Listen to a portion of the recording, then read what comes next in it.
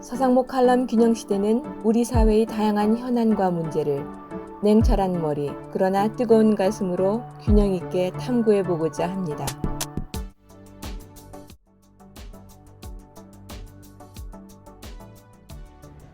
이코노미스트의 이번 주 커버 스토리는 세계화를 향한 국제 질서가 무너지고 있다입니다.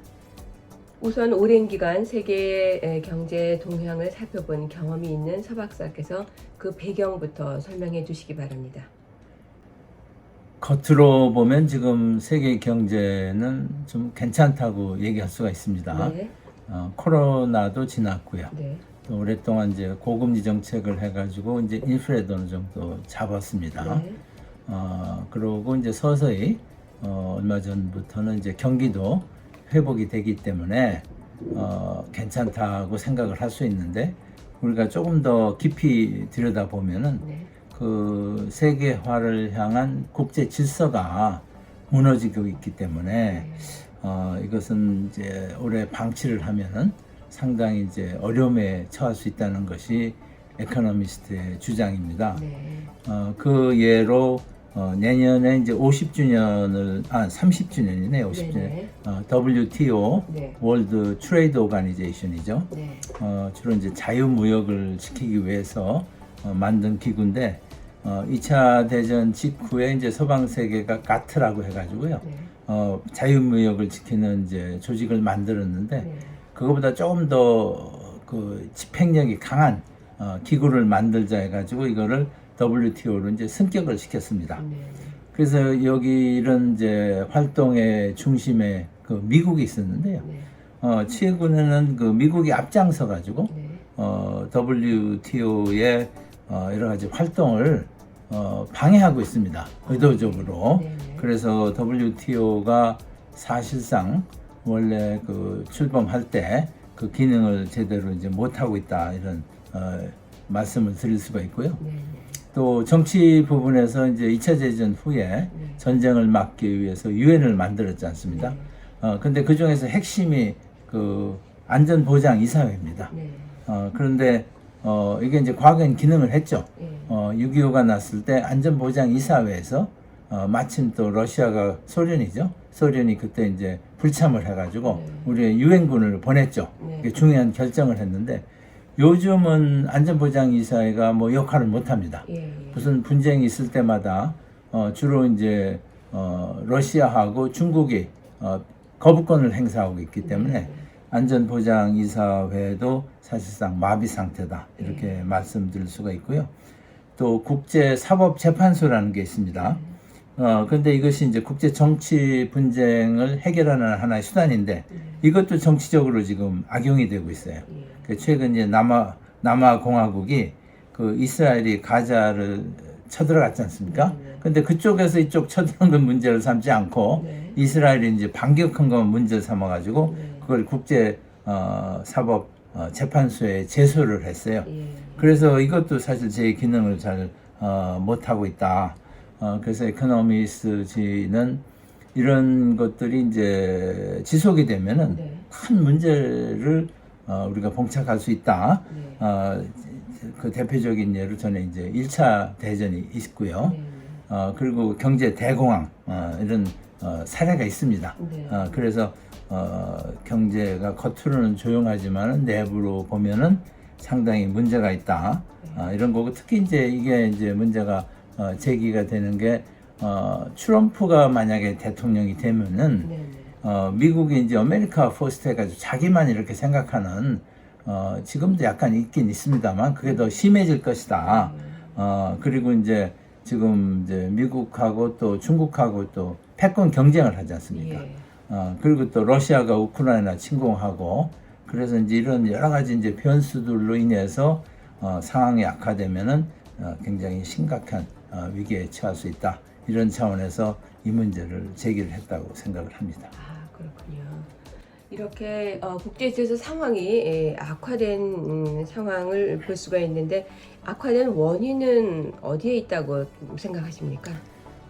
첫째는 이제 미국의 그 상대적 입장이 네네. 2차 대전 직후에는 뭐 거의 유일한 강대국으로 강했는데 네네. 이것이 이제 다른 나라들이 이제 부상을 하면서 예. 점점 약화되고 있는 거죠. 네.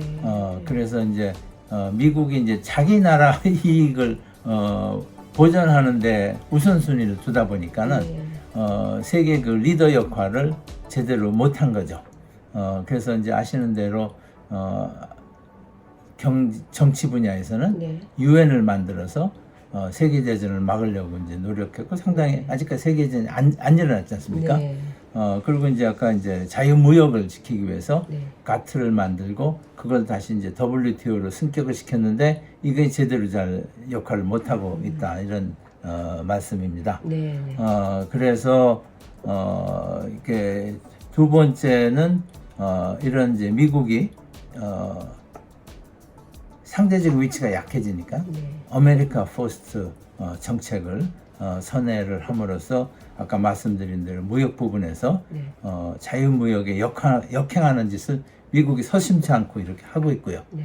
산업 정책도 원래 미국은 이제 시장에 맡기는 거거든요. 네. 정부가 개입을 하지 않고. 예. 근데 요즘은 뭐 정부가 이제 개입을 해도 이제 상당한 기끼하죠. 예. 그래서 이제 바이든 대통령도 반도체법, 무슨 인프레 감축법, 인프라법들 해가지고 소위 그 전략 산업에 정부가 아주 대대적인 지원을 하고요. 네. 자국 기업만이 아니고 한국 기업도 이제 미국에 투자하는 경우에는 네. 굉장한 굉장히 높은 네. 보조금을 주는 그러니까는 과거에는 이제 미국이 한국이나 일본을 산업 정책을 써서 네. 정부가 개입을 많이 한다 이렇게 비판을 했는데 네. 지금 이제 미국이 그걸 앞장서는 거예요. 예. 그러니까 미국이 최강대국이니까 그걸 이제 견제할 세력이 없습니다. 네. 그러니까 이제 미국이 하다 보니까는 EU도 따라하고 뭐 인도도 이렇게 따라하고 뭐 결국 이제 한국이나 일본도 이거를 따라갈 수 없는 이런 상황이고 특히 이제 중요한 것은 아까 잠깐 말씀드렸지만 미국과 중국 간 패권 경쟁이 네. 굉장히 심화되고 있거든요. 네. 그래서 이런 것들이 이렇게 국제 질서 상황이 악화된 근본적인 원인이라고 생각을 합니다. 네, 그러시군요. 지금까지 주로 실물 경제 분야의 동향에 대해서 말씀을 해주셨는데, 그러면 금융 분야의 상황은 또 어떤지 궁금해집니다. 금융 부분 역시 이제 미국이 네. 달러화가 세계의 통화가 됐죠. 네. 그래서 이제 미국 중심으로 금융 시장이 움직였습니다. 네. 근데 이제 아까 말씀드린 대로 이제 다른 경제권이 이제 상대적으로 커지면서 금융 시장도 굉장히 이제 다변화하고 있다 이렇게 이제 말씀을 드리겠습니다. 예를 들어서 세계 경제에서 중국의 비중이 지난 20년간 2%에서 18%, 9배나 이렇게 늘었어요. 네. 그리고 인도, 러시아, 브라질, 한국도 여기에 들어가는데 이들 경제 비중이 12%에서 거의 3배 이렇게 33%로 증가를 했습니다. 그래서 이제 예전에는 뉴욕과 런던이 세계 금융 시장의 중심이었는데요. 이제는 거기에 더해서 뭐 아시아에서는 싱가포르, 홍콩, 동경, 또 상해, 북경, 심지어는 중동의 두바이 네. 이렇게 해가지고 이제 금융 시장의 중심이 여러 군데로 이제 나눠져 있다 이런 말씀을 드리고 이것은 어떻게 보면 이제 금융 시장의 상대적인 안정을 의미하기 때문에 나쁘기보다는 오히려 좋은 측면이 네. 상당히 많다 이렇게 생각을 합니다. 근데 이제 문제는 지금 이제 중국 또 북한, 이란, 러시아를 대상으로 해서 미국이 지금 금융 규제를 하고 있거든요. 네. 이것이 이제 새로운 문제를 일으키고 있습니다. 네. 그래서 지금 이제 미국과 중국 간의 패권 경쟁이 많은 나라들로 하여금 미국이나 중국을 이렇게 양자 택일해야 되는 네. 이런 상황에 있고 미국이 이제 금융 규제를 하는 가장 중요한 수단이 스위프트라고 해가지고 네. 은행 간 금융 거래거든요. 네. 네. 이것이 1973년에 이제 만들어졌는데 이거를 활용해서 금융 거래를 못하게 하는 거예요. 네. 그래서 이제 지금 이제 북한의 금융 제재 예. 가장 강력한 수단이 스위프트죠. 네. 그리고 이란도 마찬가지고. 네.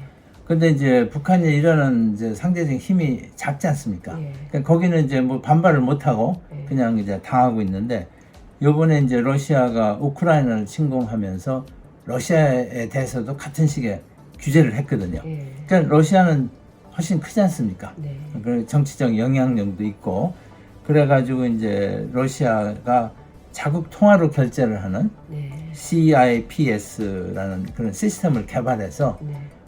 서방의 금융 제재 충격을 이렇게 완화를 해가지고 러시아에 대한 경제 제재가 큰 힘을 발휘하지 못하는, 그렇군요. 북한이나 이란은 굉장히 큰 힘을 네, 발휘하는데 네, 그런 게 있고, 중국 역시 이제 걱정을 하지 않겠습니까? 예, 이렇게 이제 미중 패권 관계가 이제 심해지면은 네. 중국에 대해서도 이런 압력을 가할 것이다 해서 네. 중국도 이제 자국 통화로 이렇게 결제하는 네. 시스템을 만들고 있습니다. 네. 그래서 그렇기 때문에 이제 금융 시장도 이렇게 나눠지고, 또 시장 원리로 이제 이게 작동이 되지 않고 정치적인 논리가 들어가 가지고 네. 이렇게 규제를 하는 네. 이런 문제가 발생하고 있습니다. 네. 그래서 이제 금융시장은 이렇게 다양하게 이렇게 나눠지고 있지만은, 네. 그런 와중에서도 미국 달러화는 네. 가장 중요한 이렇게 기축 통화로 그 역할을 하고 있습니다. 네. 예를 들어서 이제 화폐 그 외환 보유고 비중이 네. 미국 달러가 60%, 전이나 큰 차이가 없습니다. 이후에 유로가 20%, 나머지가 이제 일본의 yen, 영국 파운드, 캐나다 달러, 중국 위안 등인데요. 그래서 금융시장은 미국, 영국 중심에서 이렇게 다기화 이렇게 되고 있는데, 네. 그런 와중에서도 달러의 위력은 계속 유지를 하고 있다. 예. 근데 여기서 이제 문제되는 건 아까도 말씀드린 대로 금융 규제죠. 예. 정치적인 목적으로. 예. 이것이 이제 상당히 이제 전 세계 경제 발전에 네. 큰 지장을 초래할 것으로 전문가들은 예측을 하고 있습니다. 네, 그렇군요. 이렇게 서 박사의 이야기를 들으니 그 현재 혼란 상황이 상당히 오래 지속되지 않겠나 하는 생각이 듭니다. 그럼 이런 국제 상황의 변화에 우리는 어떻게 대처해야 하는지에 대해서도 말씀해 주시기 바랍니다. 우리가 아까 말씀드린 그런 큰 흐름을 바꿀 수 있는 힘은 없죠. 네. 그래서 우리는 이제 그런 이제 환경 변화를 하나의 주어진 조건으로 받아들이면서 네. 우리 나름대로 이렇게 지혜롭게 대응을 함으로써 예. 또 이런 거를 전화위복의 예. 기회로 삼아야 된다 이렇게 네. 생각을 하고, 예. 또 우리가 잘하면 그렇게 할 수 있다는 게 제 생각입니다. 네. 예를 들어서 이제 미국과 우리가 경제 관계가 옛날에 비해서 굉장히 좋아졌습니다. 네. 좀 뜻밖이라고 생각하실지 모르는데, 네. 옛날에는 우리가 슈퍼 301조라는 걸 기억하실 겁니다. 네. 좀 몇십 년 전 일입니다만, 예. 우리나라 그 앨범, 이게 중소기업이 만든 제품인데, 이거를 이제 미국에 덤핑을 했다고 해가지고, 네. 슈퍼 301조를 적용을 해서 굉장히 고율의 관세를 때렸어요. 예. 제가 그거를 이제 막기 위해서, 제가 국회의원 시절에 또 여러 번 이제 미국 출장도 간 적이 있는데요. 그리고 우리가 또 이제 그 금융위기, 97년 금융위기에서 네. IMF가 금융개혁과 재벌개혁을 요구를 했거든요. 네. 근데 이제까지 IMF가 그런 금융개혁과 재벌개혁을 요구한 사례가 없습니다. 네. 근데 그렇게 요구한 거는 미국의 이거 주장이에요. 예. 미국이 그 한국의 재벌 기업들이 네. 국제 시장에서 이제 미국 기업과 이제 경쟁을 하는데, 네. 가만히 보니까 이 친구들이 은행에서 많은 돈을 빌려가지고 이걸 했다. 그러니까 70년대 정부의 지원을 받아서 성장을 했는데, 지금도 은행에 이렇게 지원을 받아가지고 네. 그때 만 해도 부채 비율이 굉장히 높았거든요. 예. 그래서 한국의 이 재벌 기업들을 한번 혼내주겠다. 이런 차원에서 금융개혁과 재벌개혁을 요구를 했죠. 네. 그래서 우리가 사실 어려움이 있었지만 그걸 다 수행을 했고 네. 그 과정에서 재벌들이 더 강해졌습니다. 네. 네. 그래가지고 지금은 이제 한국의 뭐 삼성이라든지 LG라든지 뭐 현대자동차라든지 SK라든지 이런 게 이제 전 세계적으로 굉장한 그 경쟁력과 힘을 발휘하고 있거든요. 네. 그런데 이제 미국이 이제 중국과 이렇게 패권 다툼을 하면서 네. 사실은 이제 미국의 그런 이제 그 대량 생산 그 주요 산업에서 네. 그 경쟁력이 미국에서 일본으로 갔어요 처음에. 예. 그래서 이제 미국이 일본을 상당히 견제를 했습니다. 네. 그러다가 이제 그게 다시 한국으로 온 겁니다. 네. 근데 이제 이게 그 다음에 이제 중국으로 가게 돼 있는데 네. 미국이 지금 중국을 견제하는 거예요. 네. 한국이 아니고 한국이 네. 일본이 아니고 그래가지고 아까 말씀드린 대로 이제 한국의 그런 이제 첨단 분야 기업들이 미국에 투자를 하면은 미국 기업과 같이 엄청난 보조금을 주는 거죠. 예. 그러니까는 한국이 이제 중국의 경쟁으로부터 굉장히 어려움을 겪을 거를 네. 미국이 중국을 견제해주고 네. 또 미국에 투자하는 경우에는 보조금까지 주니까 네. 우리는 지금 이제 우리가 과거에 이제 군사 동맹밖에 없었지 않습니까? 네. 요즘 보면은 경제 동맹이 자연스럽게 만들어진다. 네. 그래서 미국 대통령 트럼프도 그렇고 뭐 바이든도 그렇고 기자회견할 때 보면 우리 대통령보다도 우리 한국의 재벌 총세들을 더 이렇게 우대하는 네, 네. 예. 모습을 볼 수가 네, 있습니다. 네, 그래서 네. 이거는 우리한테 상당히 전화의 위복인 것 같고요. 그 중국의 이제 케이스를 보면 사실 중국은 한국의 그 박정희 패러다임이라고 저는 생각을 하는데 네. 정치는 좀 약간 권위주의적인 정치를 네. 하고 경제는 시장 경제, 특히 이제 수출 산업을 일으키는 한국 걸 그대로 베꼈습니다. 네. 베껴서 이제 성공을 했는데 성공을 하고 나니까 이제 한국을 이제 깔보는 거예요. 네. 이렇게 아래로 해서 기억하실 거예요. 전에 이제 문재인 대통령이 중국을 방문했을 때 수행 기자단을 폭행을 했습니다. 네. 거기 기관 요원들이 네. 거기 한마디 우리가 불평도 못했어요. 예. 그리고 우리가 사드 왔을 때 그 롯데 마트한테 굉장히 보복을 해가지고 네. 거기다 문 닫았지 않습니까? 네. 그런데 이제는 이제 미국과 경쟁을 해야 되고 특히 이제 반도체 부분은 중국이 이제 한국 반도체가 필요하거든요. 네. 그렇기 때문에 이제 중국이 한국을 과시하기가 어려운 상황이 됐다. 네. 그렇기 때문에 좀 더 이제 중국과도 대등한 관계에서 우리가 경제 관계 여러 가지 외교 관계도 풀어갈 수 있는 기회가 됐다 이렇게 생각을 합니다. 네. 네. 그러면서 우리가 이제 무대에 나가서는 네. 그 지금 에코노미스트가 주장하는 여러 가지 지금 세계화를 막는 그런 방해 요인들을 네, 네. 과감히 철폐해야 된다. 예. 그거 우리한테는 전부 다 도움이 되는 거거든요. 네, 네. 그걸 강하게 주장을 하고 네. 또 최근 이제 윤석열 대통령도 유엔 연설에서 강조를 하고 계신데 개발도상국 대상으로 네. 우리가 한국의 개발 경험도 전수하고 많은 이제 국제 협력을 하는 이런 이제 역할을 새롭게 이제 선도적으로 한다 그러면 네.